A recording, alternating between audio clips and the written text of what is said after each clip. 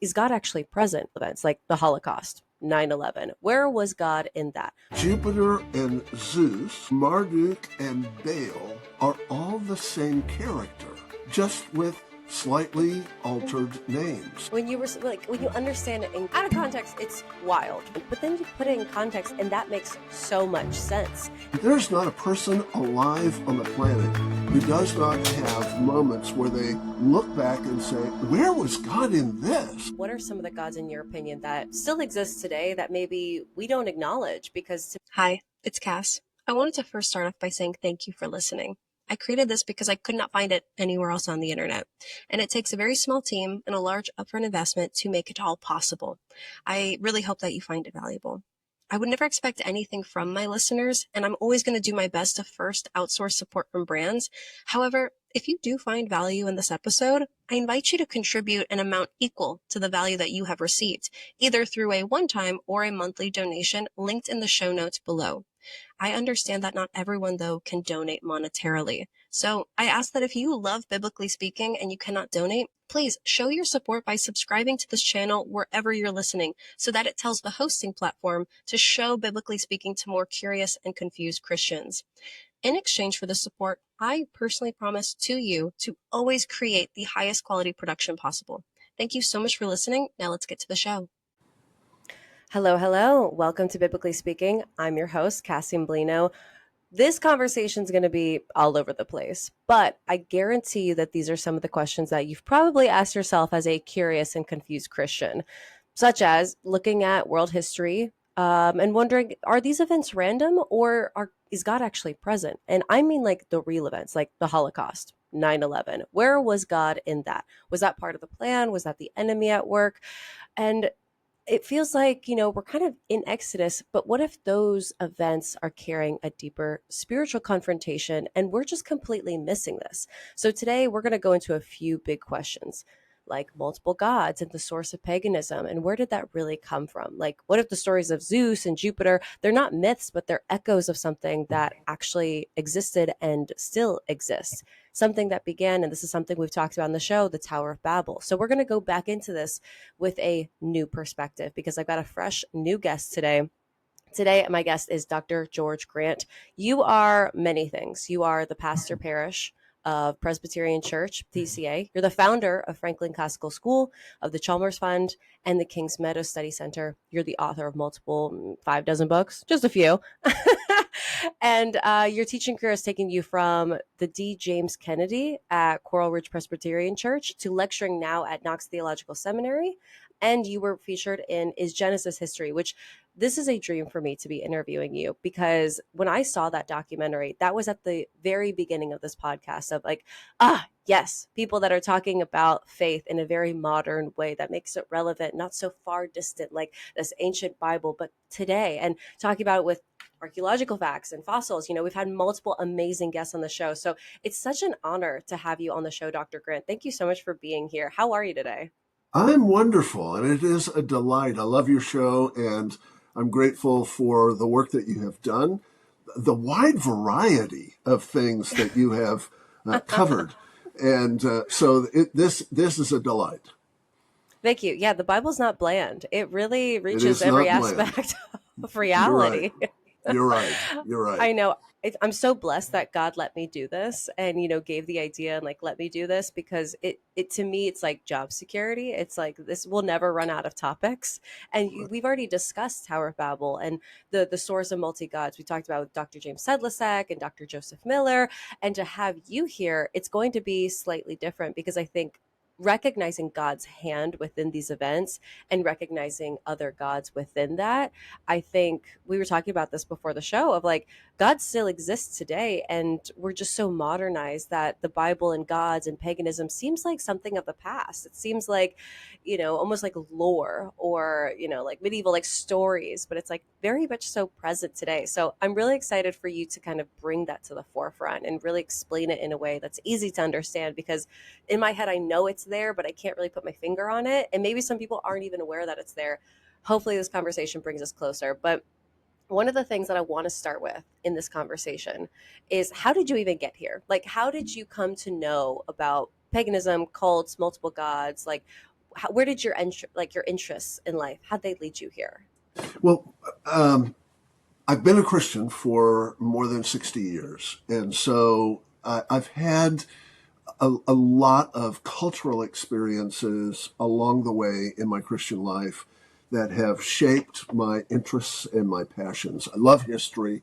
I've taught history, studied history, written books of history.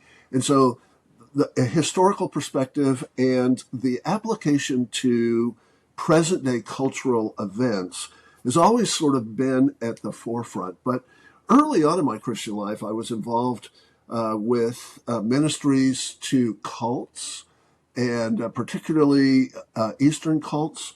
When I was in college, I was fascinated by the Middle East, and I went to the University of Houston, which has a tremendous amount of emphasis on the petroleum production world, which in the 70s was so centrally located in the Middle East.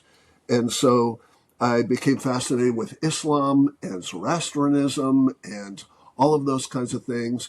And then just as a student of the Bible, simply finding a way to get all of those things connected to what we see in the scriptures in a way that made sense. So all of those things sort of worked together to pique my interest and to sort of prod my professional career along. That's amazing. I think history is like the coolest part about the Bible. Like, I think that like it happened and the way that it played in with other global events, it's just the most interesting thing to me, because I think when we understand the history, we understand the context. And with that, we understand the meanings behind why certain things are said and why they're said, because we're just not privy to the conversations or the cultural happenings that were happening at that time. We take it out of context and it doesn't make any sense to us. Right. And then you put it in context and you're like, oh yeah, if I was there, I would have done the same thing. Yeah. Well, 3/4 of the Bible is history. And part of the way that the redemption story plays out is it plays out in space, in time, in history, with real people, with real stories and real drama, across the backdrop of multiple cultures, so that you get to see God's hand across the whole spectrum of human experience and human history. So it's really, really important that we understand where we have come from, how we got here, so that we can plot the trajectory to the future. Otherwise, we're just wandering in the dark. Absolutely. And great segue into the first topic, which is pre-recorded history, what was happening in the world. Because I think as a Christian, we think logically, we like to think that we do. And it starts with Adam and Eve. It starts with the first people, and then it goes up until Jesus in the Gospels, and then, talks about the ending, what's to come, Revelation. As a Christian, it's really hard for me to say, okay, that's the beginning of time, and now we're relating it to today. Obviously the Bible doesn't like end in 2025, obviously, but it is like what happened before the written history. We're kind of looking back in the Bible. Yeah. We're looking back in time. So what was happening before all this was written down? Could you tell me, catch me up, first person to now? I'm just kidding. But how do Yeah. we talk about that without it being written down? Well, the first two chapters of Genesis provide us with God's perfect design for the world. There are 20 creation ordinances in the first two chapters. And those 20 creation ordinances tell us what God intended his perfect worlds to be and how it's to function. And those 20 ordinances begin with a pre-existent, altogether sovereign God, in the beginning God. And then it starts working its way through everything from the creation of matter, Genesis 1-2, the realization that there is a separation between the creator and his creation. In other words, there is a distinction between matter that God creates and this pre-existent sovereign God who creates that matter ex nihilo, out of nothing. And then it proceeds through everything from the creation of linear history to the swarming of the various kinds of flora and fauna in the world. Those creation ordinances give us a picture of God's perfect plan. That plan is disrupted in Genesis chapter 3 by the fall.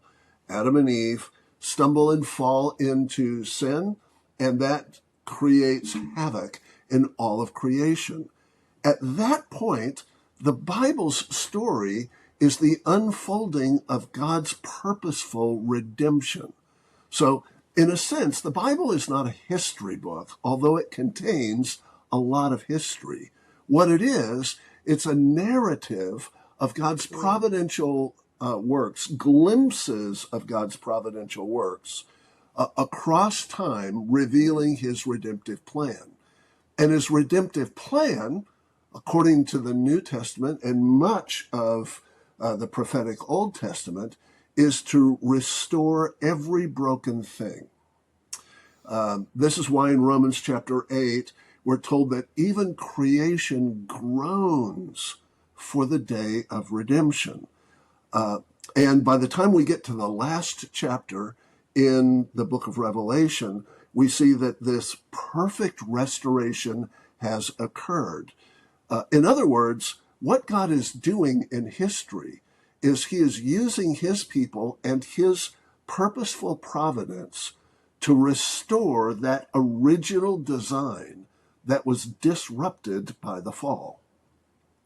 So if we want to know what God is going to do, where he is taking history, we have to first look at those 20 creation ordinances so that we can see what God's original plan was for men, for women, for families, for the work in the world, the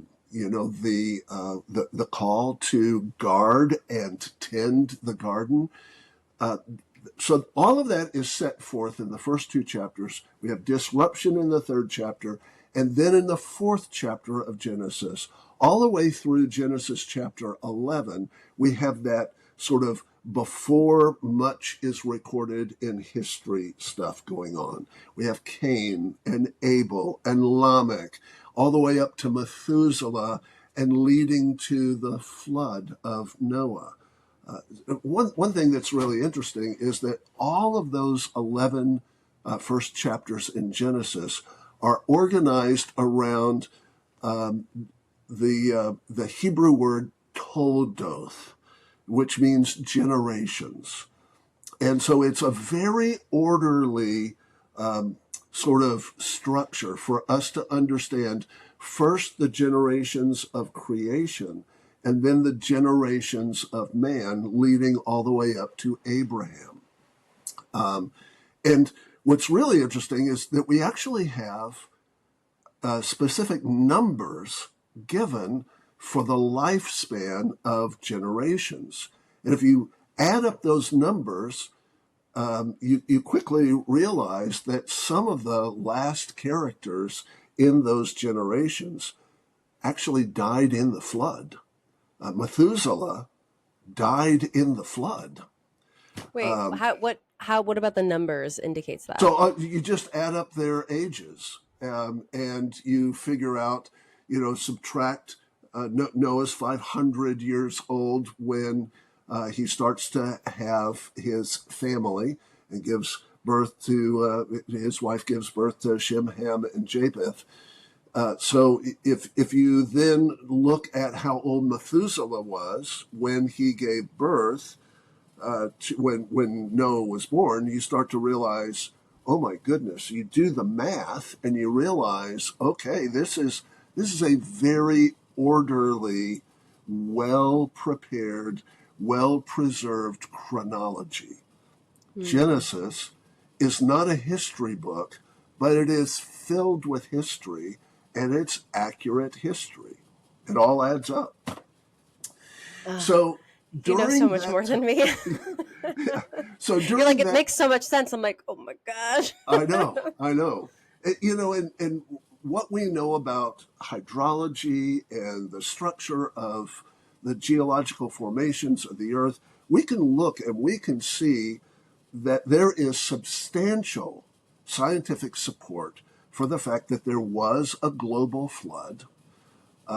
We know, for instance, just recently, because of the floods in Texas, in Kerrville, they have now uncovered again, just like they have in Glen Rose, Texas, dinosaur footprints in the stone right next to human footprints. So you have dinosaur footprints and human footprints in the same stone, Whoa. in the same, seedbed. And that seabed in Texas is limestone, so it's really easy to see how both a dinosaur's footprint and a human footprint could be in the same piece of same strata of stone. But all of that to say, between the time of Genesis 4 and the time of Abraham in Genesis 12, we have a lot of human history that is not recorded. We have this Right. very thin timeline where we have some evidence. And you have these huge events, the flood and the Tower of Babel, that sort of demarcate that period. So what's going on during that time? Right. Well, the Bible gives us a little glimpse of the development of human culture with Jubal and Tubal-Cain and a host of other characters who begin to fashion iron tools and musical instruments and a host of other things. Linguists have been able to trace the patterns and the pathways of language trajectories. Dr. Joseph Kikasola, for instance, has written a marvelous book in which he has traced backwards all of the human languages as they have traveled across the earth, and has Okay. demonstrated that almost beyond any shadow of a doubt, all human languages were once centered in a single place in the Middle East, between the Tigris and the Euphrates rivers. Tower of Babel. So we know from linguists that we can trace back to the Tower of Babel, and we can follow That's insane. the remarkable structures of languages, because while the languages split, there are ghost elements of that original human language that show up in all languages as they begin to morph and shape, as they distance themselves further and further from the Fertile Crescent. And all languages are polyglot, in a sense. Oh. They all have bits and pieces. It's of hard to multiple. imagine that I'm sorry, what? English, oh my gosh. Yeah, English and Chinese have any similarities whatsoever. but they do. They have these root stems that are very, very similar. They are vastly different now because of isolation from one another and unique cultural circumstances, unique environmental circumstances. One of the things that we tend to forget, that languages are never static. I have a podcast on just grammar and vocabulary and language. And one of the things that I repeatedly say is languages never stay still. They're constantly morphing and changing. And What? so you can find etymological roots of Yeah. words, and they tell remarkable stories.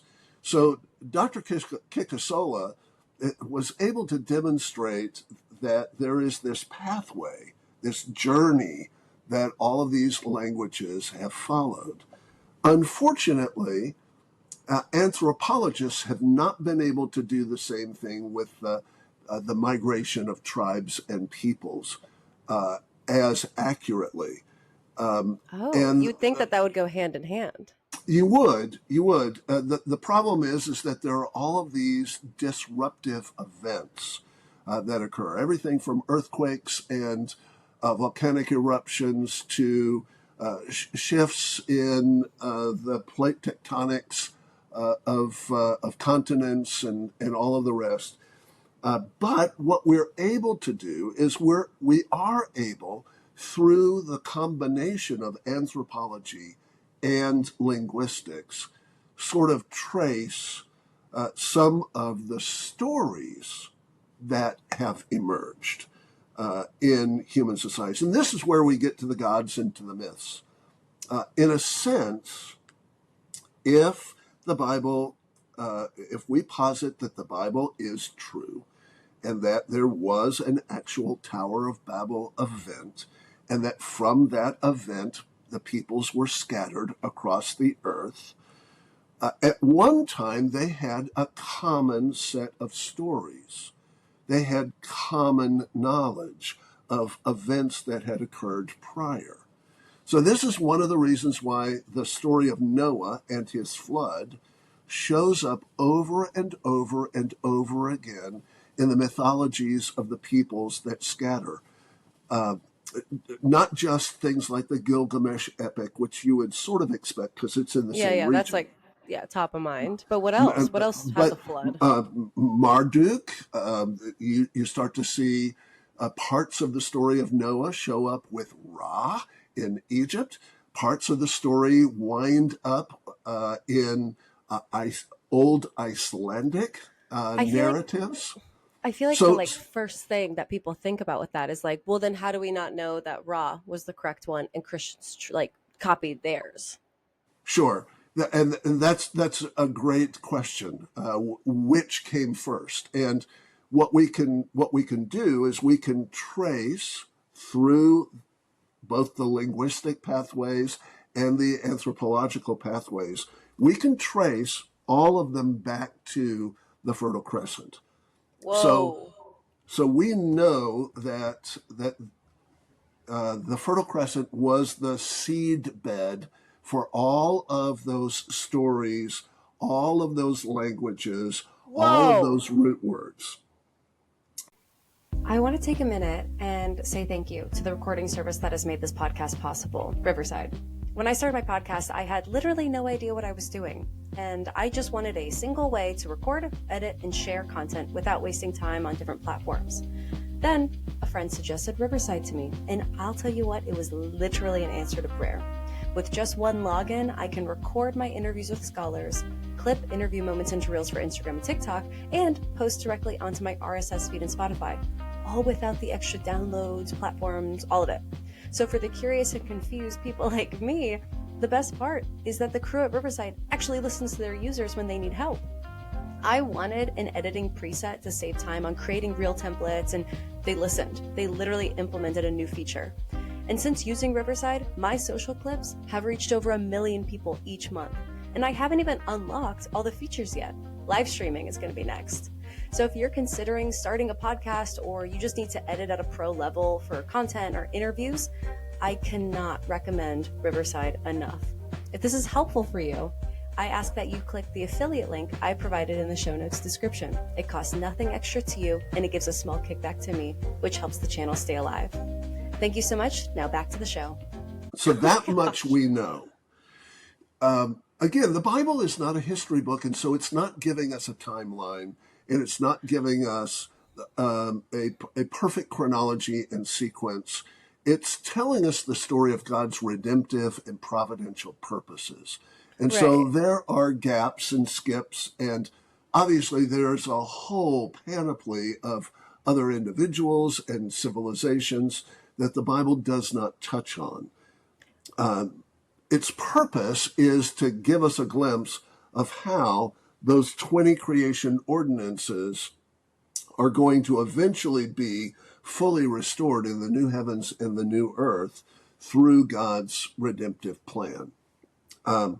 But what we do have in the Bible is enough for us to start to realize precisely what Matthew Henry, the great Puritan commentator, said frequently, which is the devil has no stories, meaning all of the myths, they are really just distorted, twisted, inverted, or sometimes plagiarized versions of the one true original story.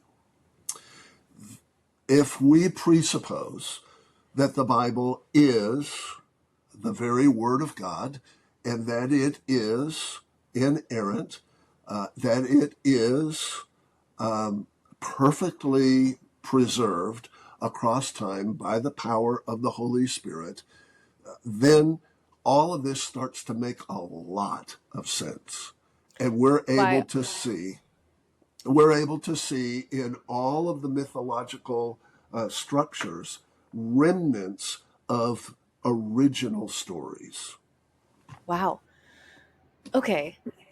So much from languages. That's not at all how I thought this would go, which is so, I'm so glad you're here, Dr. Grant.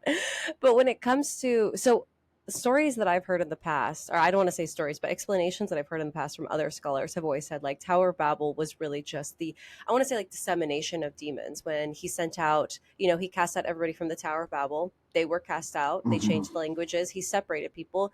The angels that ruled over those separated nations of different languages, those angels took worship for themselves. Those are, Right. the fallen men. And that's kind of where it's like, well, we're worshiping a God because it has power. It's supernatural. It's an angel. We just thought it was God, but it was actually an angel. It was this like subpar version. That's where we get Ra. That's where we get Baal, and that's where we get, I can't think of any other, was Asherah, all those other ones. And would you say that that's in the same direction that you're going, aside from linguistic, like remnants and copycats of the original story of Christ and of creation and of a loving God? What element of supernatural, like demonic activity do you see in this? Well, that's something that history doesn't record for us, but we can posit it. So the answer to your question is yes, yes to all of it. Okay. There are metaphysical forces in the world at work that we don't see, but we can see trace elements of. One of the ways that we Interesting way to see put that, it. one of the ways that we see that is simply when you compare the Greek, the Roman, the Babylonian, and the Canaanite pantheon of gods, you start to realize that Jupiter and Zeus, Marduk and Baal are all the same character, just with slightly altered names. They have the same powers, they have the same authority, and then Do you they have the have same creation story? they come from the same story, and again they're distorted. They over time they morph. They're elaborated. It's like the fisherman's story. It starts out as a fish this big, and then it gets so you have It's a those good way to put it. exaggerations. Yeah, but Hera, Juno, Ishtar, and Ashtoreth, they're all the same character. It's one story, just told through four different lenses. Athena, Minerva, Nabu, and Tabala are all the same character. Hermes, Mercury, Shalat, and Namtara are all the same character. And when you look at Ares, Mars, Ashur, and Isham, they're all doing the same thing. Each one of them is, the god of war. They have a certain appearance and certain powers. So what that means is there is this sort of root, and the root is all men are inclined to idolatry. John Calvin says, every human heart is an idol factory. Idolatry is where we go when we rebel against the one true God. So if it is our Oh, that's a natural hot take. inclination, Oh my gosh. if it is our natural inclination to run to anything and everything but the one true God, because it's our fallen nature, because we're all about ourselves, we're all about our pleasure, we're all about self-satisfaction and self-esteem and self-everything, then it's an easy play to have the stories all comport across all cultures. Now, the further we get from the primeval age, the stories tend to elaborate more and more. So by the time we get to the Norse gods or the Celtic gods, they're slightly altered, but they wind up being the same characters. Okay, They are because the I same feel like characters. that is like relatively recent compared to like Exodus level, like Canaanites. It's like, oh, Right. like, what is the one of the ocean? The god of, like Poseidon. the, yeah, Poseidon. like that. Yeah. That seems more recent than like Baal, Baal. Well, yes and no. There is, when you look at Baal and you look at some of the ancient Canaanite gods, there was a god of the sea who was a son of of Baal, like Poseidon is a son of Zeus. And he had similar powers, and he unleashed, storms upon his enemies, and he acts like a Marvel, superhero, just sort of an enlarged human being. And so you get a lot of comportment and congruency between the stories, even across vast spans of time. Running my own podcast, I'm always moving too fast. I'm finding guests, I'm editing episodes, I'm creating reels, or guesting on other shows. Not to mention, I just live in a world that moves fast. Notifications, trends, endless to-do lists. You know what feels like a blessing in all that? Slowing down. I'd love nothing more than a moment to pause, be present, and choose something timeless. That's exactly what Dwell Label is all about. When I first discovered Dwell Label, it wasn't just about the clothes, it was about a mindset. Thoughtful, intentional fashion that doesn't scream for attention, but instead invites you to slow down. Their pieces are modern takes on classic styles, made to last, not just for the season, but for years. I love that I can throw on a Dwell Label outfit for editing in a coffee shop, Bible studies, or looking professional in an interview. It always feels right, comfortable, effortless, elevated. And here's the best part. Dwell Label does not just talk about rest. They live it. Their website literally doesn't work on Sundays because they believe in pausing and dwelling on what matters most. So if you're looking for high quality, timeless fashion that aligns with a lifestyle of intention and presence, I can't recommend Dwell Label enough. Shop Dwell Label with the link in the show notes and use my code BIBSPEAK15, BIBSPEAK15 for an exclusive discount at checkout. Take a breath, slow down, and dwell in the good things. Now, back to the show. But you said that they become more, what are they, manipulated, more evolved? Yeah, more exaggerated. elaborate? Yeah, if you've ever watched, for instance, a cartoonist who creates characters, if you look at the original Mickey Mouse was very rodent-like. Walt Disney created this character, and over time, it becomes more and more cartoonish. Well, the same thing happens with our stories. They are a little bit more realistic at the beginning, and then they start to become more and more cartoonish over time. And so that's one of the things that happens with the stories. So by the time we get to Thor or Odin, you have a much more Viking-like, pantheon of gods, as opposed to the gods of Mount Olympus or the gods of from the Mesopotamian Valley. But all of this, the thing to realize is that one of the things that the Bible does over and over and over again is it exposes the fraudulence of these idols and exposes them as demonic forces.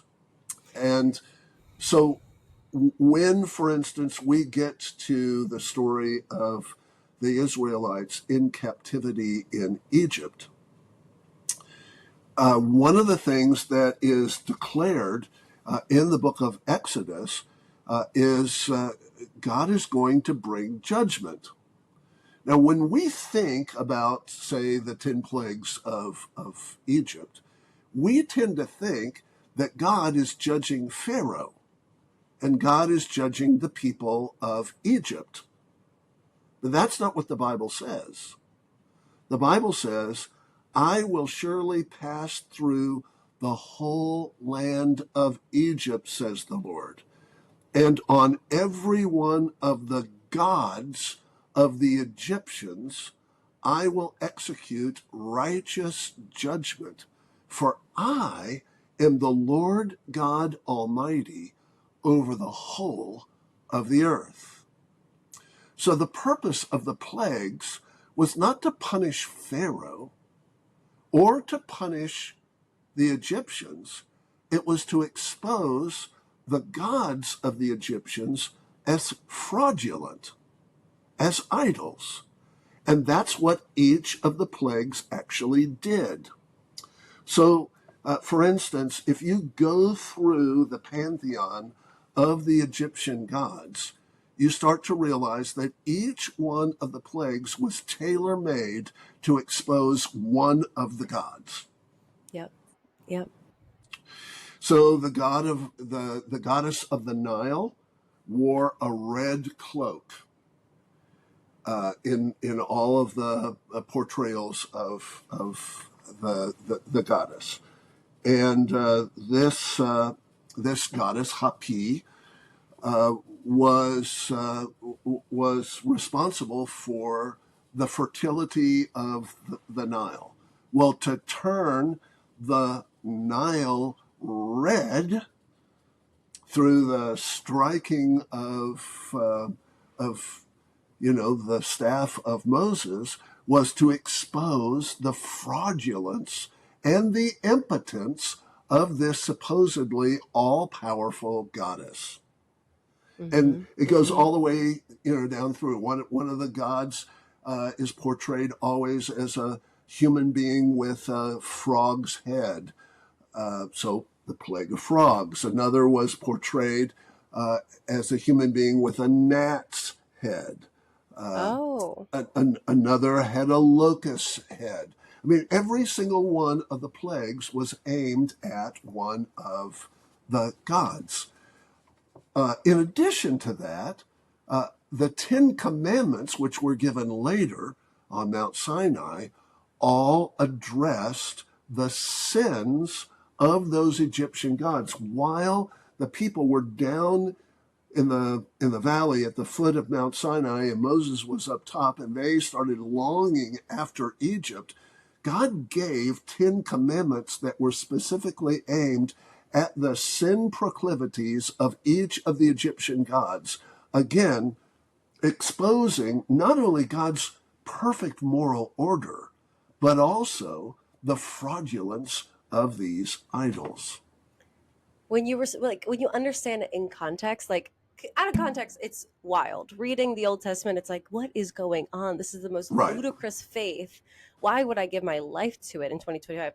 Valid statement. But then you put it in context like you just did, and that makes so much sense. It really is a proclamation of authority over something that they truly thought had power. And God said, no, I have authority over that.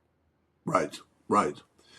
And once we start to understand how God's good providence is worked out in history, exposing the fraudulent and elevating that which is right and good and true and beautiful, we start to understand the flow of cultures and the character and nature of history. Now, when we look at events really close to our time, it's a lot harder because we're so close to it. It's very difficult for us to make those kinds of assessments. But when As we they were can, at the time. yeah, yeah.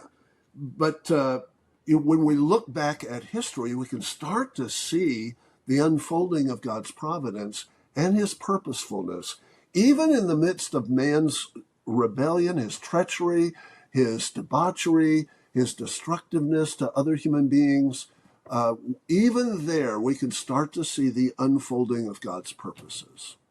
Even because I feel like talking about more modern catastrophes, like those are the things that people really like hinge their atheism on, of like, how Right. could there be a God when the Holocaust happened? How could there be a God with this war happening? How could there be a God when innocent people died in 9/11? You know, those are the things that people hinge their disdain for it. But you're saying that God has a hand in that.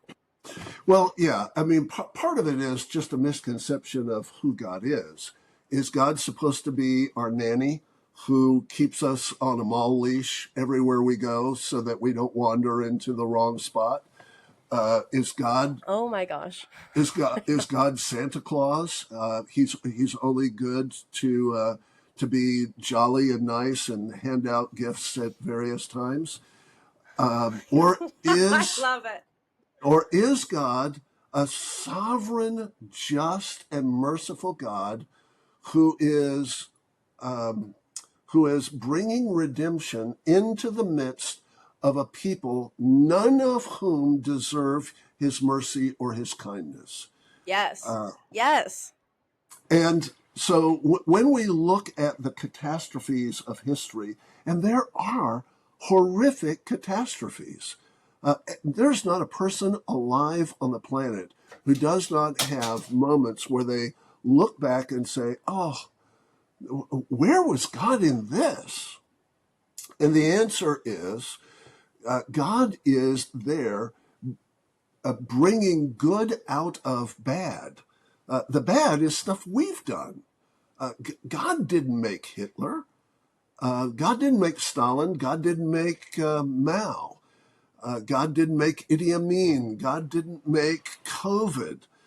Um, those are things that we foisted upon ourselves through a whole Yeah. series of bad decisions and horrific selfishness and foolishness. But out of that, God brings redemptive purposes, raises up heroes who champion the cause of what is right and good and true. And so if we really want a God who's just basically a vending machine, where Mm. we can pick and choose what it is that we want, we put in our little faith quarter and we get our little treat. We've created one of the idols. That's exactly what the pantheon of gods was for the Greeks, the Romans. Um, that's the story that Oh. Homer tells in the Iliad, that Homer tells in the Odyssey. That kind of promiscuous and improvident God is what the gods of the world always are. So when somebody says, "Where was God in 9/11?" they're basically saying, why can't we have a Zeus? Why can't we have a Jupiter? Wait, what do you mean Why? by that? What I mean by that is a God who we can appease with our, you know, our desires, our wants, A or God we can our control? sacrifices in order to do our bidding. Mm. Oh my gosh. Oh my gosh. Wow, this is so beautiful because I like immediately before you kind of made your last point, I was thinking like, okay, but like God does have power. Like God does let bad things happen for his own purposes. I'm not saying it's up to me to determine, oh, that was bad, he shouldn't have done that. That's not on me. Like I don't want that job to determine that kind of thing. You know, God did that, but there are things that are tough still done by God. Like I think it'd be ignorant and like correct me if I'm wrong here to say like, well, God only does the good things, everything else is the enemy. Because I think that word Correct. good is sometimes the hard things need to happen. Sometimes the Well, tough stuff needs to happen and that's still God. But as Christians, it's like, yes. oh, like if it's not good and wholly like it was the enemy, Holocaust, Right. that was the enemy, but like me winning $1 million, that was God. It's like sometimes me losing that $1 million was God. Absolutely. Absolutely. Because the $1 million was going to steer me in a direction that I shouldn't have gone. Right. There's a wonderful book by Arthur Pink. It's almost a century old now, called The Sovereignty of God. And in it, he says, he makes the argument from the scriptures that God is altogether sovereign, that nothing occurs anywhere at any time that is a violation of his providence. Now, that doesn't mean that he designed it, that he wanted it. It's that nothing has taken him by surprise, and nothing occurs outside of his purview. He says this. He says, what do we mean by the sovereignty of God? Well, what we mean is the supremacy of God, the kingship of God, the godhood of God. To say that God is sovereign is simply to declare that God is God. To say that God is sovereign is to declare that he is the Most High, doing according to his will. To say that God is sovereign is to declare that he is the Almighty, the possessor of all power in heaven and on earth. To say that God is sovereign is to declare that he is the governor among the nations. To say that God is God, that God is sovereign is to declare that he is the King of kings and the Lord of lords. This is the God of the Bible. So one of the things that we have to realize is God is working out his purposes in history. He did not send an airplane into the Twin Towers, but none of that took him by surprise, and he uses that for his purposes. Yeah. Let's take COVID, for example. None of us would have ever wished COVID on anyone or anything. Right. Businesses were destroyed. Lives were lost. Political turmoil was the result. Fractiousness, the mask, anti-mask, the vax, anti-vax divides, split up families, split up communities, split up churches. At the same time, one of the things that COVID did was it destroyed the old normal. Mm-hmm. And the old normal needed to be destroyed. Mm-hmm. The old normal needed to go away. A lot of churches just collapsed during the time of COVID. Why did they collapse? Because during COVID and in the days afterwards, after the habits had been broken, people started to realize, there's nothing going on there. There's Yeah. no reason for me to go back. Yeah. Meanwhile, other churches exploded with growth. Our Yeah. church doubled in size during COVID because there was something going on. It was substantive. We weren't cowering in fear. We recognized that there were dangers and we needed to care for each other well. But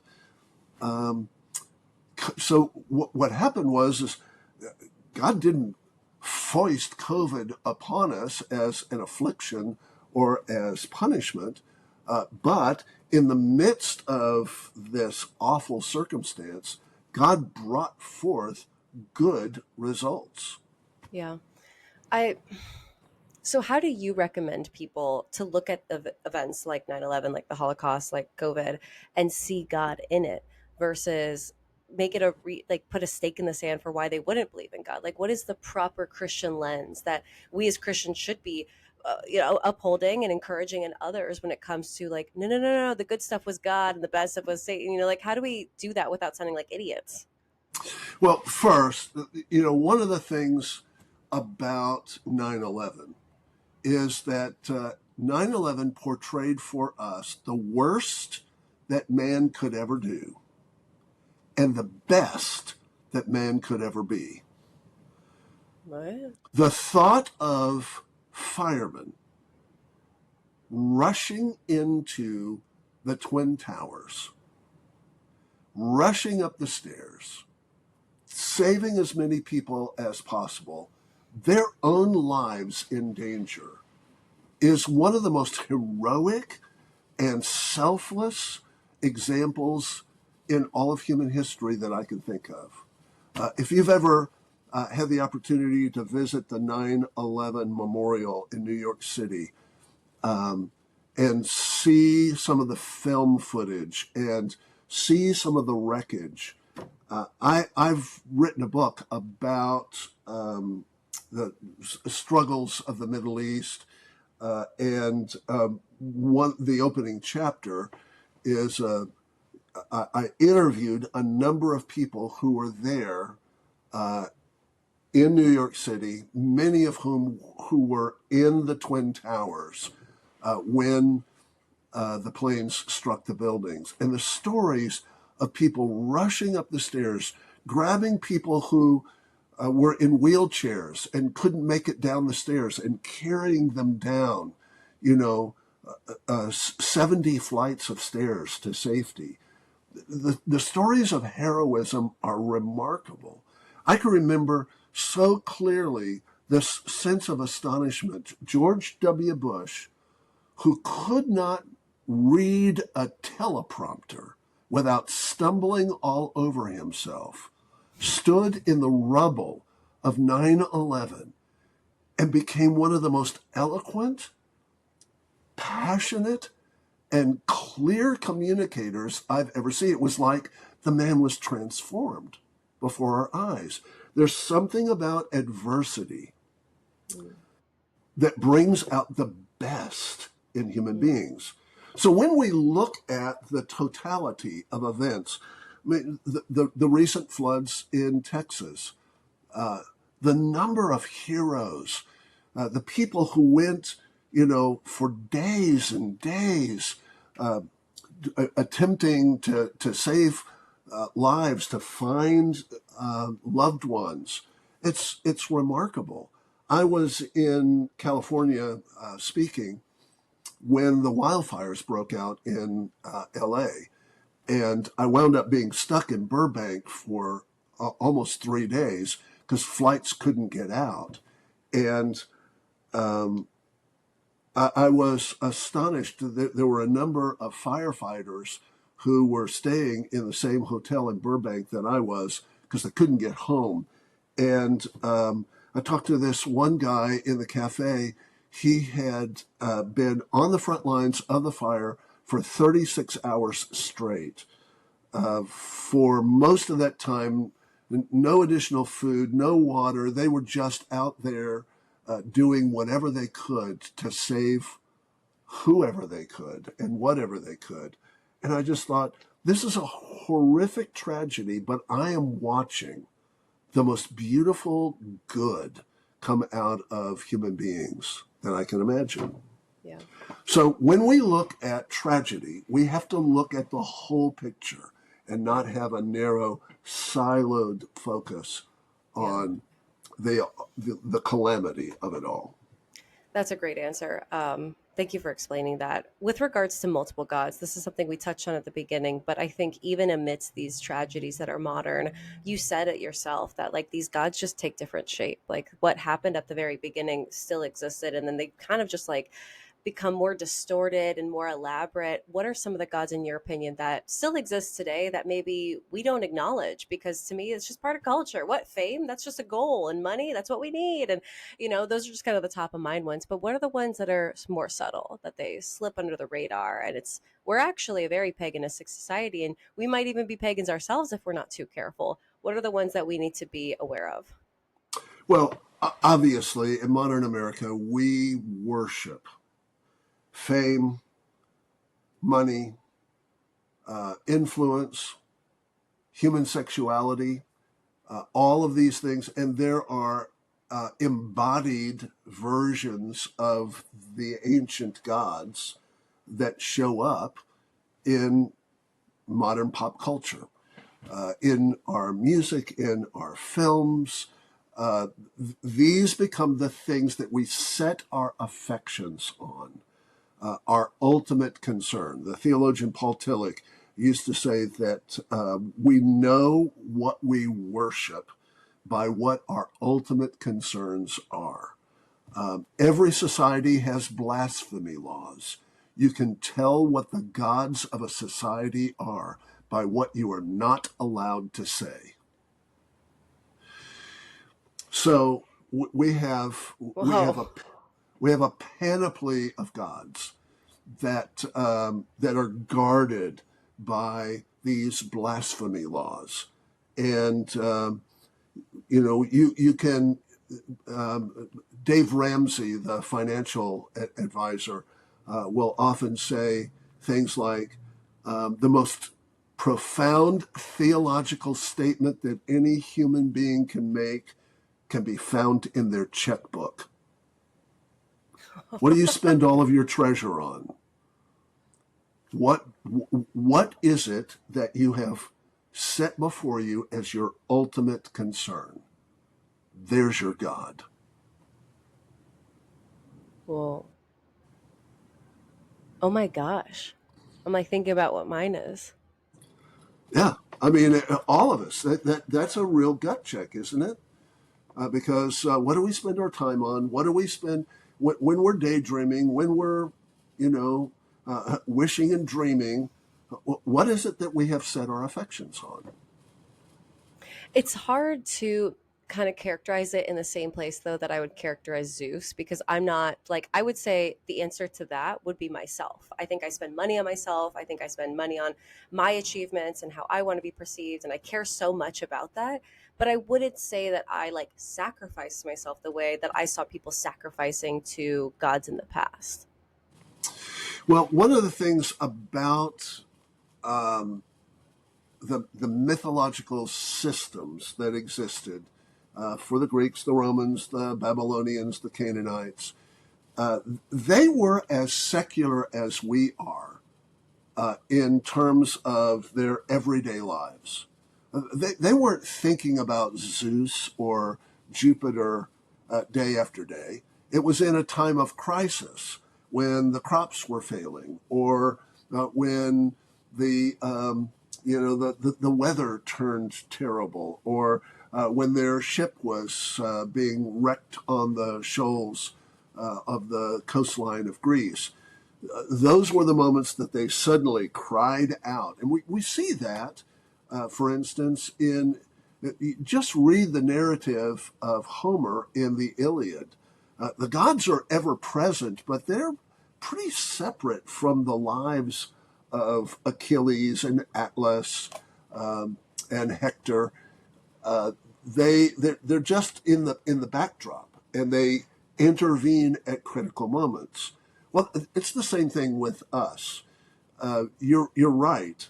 The primary idols of modern American society are self.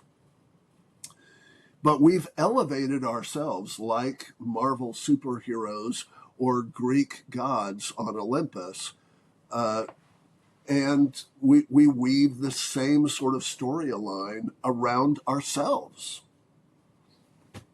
So idolatry is ever present. Oh, wow. Thank you so much, Dr. Grant. I did not expect this conversation to go this way, but you have carried this conversation on your back. So I am so glad that you're here. Okay. Final question. What does history look like if you're going to place God at the center of it? What does history look like? Yeah, how can we refresh this? I do a lot of therapy, or I used to, and EMDR was a huge part of that. And a huge part of EMDR is looking at my trauma and rewriting it. So now, me getting abandoned on the playground at 5 years old, used to say that was traumatic. Now I look back and I say that poor girl didn't deserve that. Shout out to therapy. How can we do that EMDR with Christ, looking back at history? Oh my gosh, God let babies die. Oh my gosh, God annihilated this entire species, this entire race of people. How do we look back at that and say, like, look what God did? God, yes, that was a bad thing, but God did this. Yeah, I think we have to reset ourselves to look at the larger picture rather than zeroing in on the particulars, we look at the larger universals and see where those awful moments, those calamities, those traumas, where those things led. I have a dear friend who had childhood cancer. He was deeply traumatized. He's now in his 60s. He's so 50 years ago, cancer treatments were brutal. I mean, they're still brutal, but they were horrific. It was like medieval torture. And he endured it, and he was able to survive. And he's been cancer-free now for 50 years. Wow. What it did for him, though, was he became fascinated by the medical world. He's a doctor today. He would not have been a doctor if he had not gone through that early childhood trauma. So what happened was God redeemed that powerfully in him. He now looks back and he says, I am so glad that I did not waste my cancer. That's a really powerful, redemptive way of looking at things. What we have to do is we have to look at all of life like that. I look back at the really difficult things that I went through, the peculiar things of my childhood story, and there are all kinds of things that I could point to that reshaped who I am and made me what I am today. So I look back and I think to myself, I wouldn't wish that on anyone, but I wouldn't take any of it away. Wow. Dr. Grant, thank you so much for your time today. This was an amazing conversation. I'm so grateful for the time you've given us and the intellect. I mean, this wasn't an easy conversation, but you made it seem easy. So thank you. God bless you. Thank you. This is a joy. This is such a joy. You're always welcome back, and we'll find a reason to bring you back soon. Great.